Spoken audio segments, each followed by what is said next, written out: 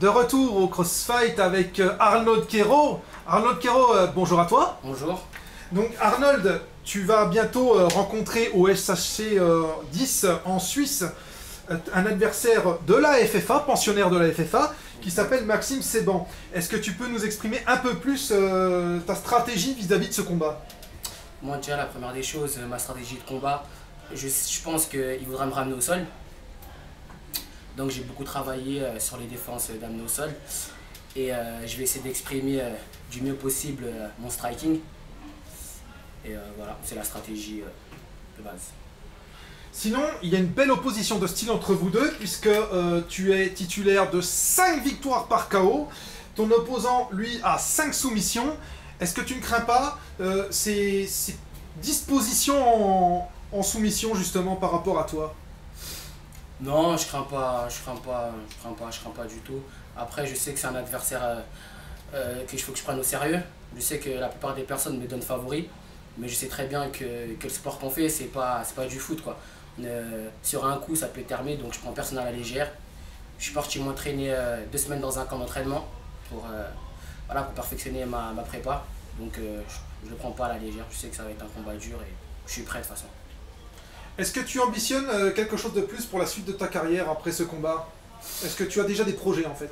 Oui, après la suite de ce combat, normalement je pars avec mon sponsor ISPE. On doit partir aux États-Unis à la Black House 2 semaines, 3 semaines s'entraîner là-bas. Donc voilà, après on verra s'il y a d'autres propositions ou pas.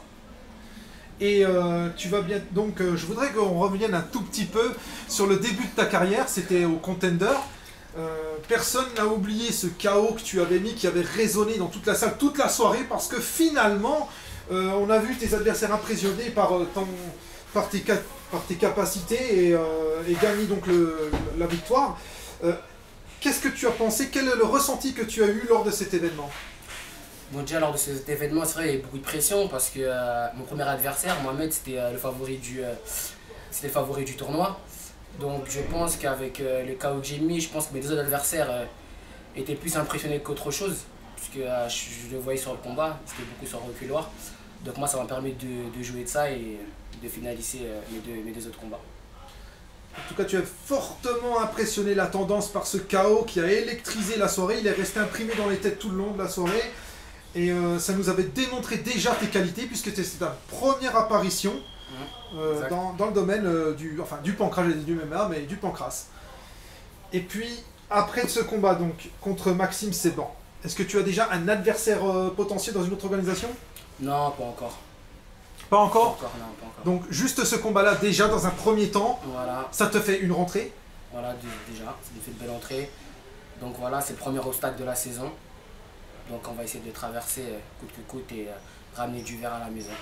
Bah écoute, on espère pour toi une victoire et puis que tu nous reviennes en forme et que tu continues à nous épater par tes performances sur le ring et dans la cage. Ok, comptez sur moi.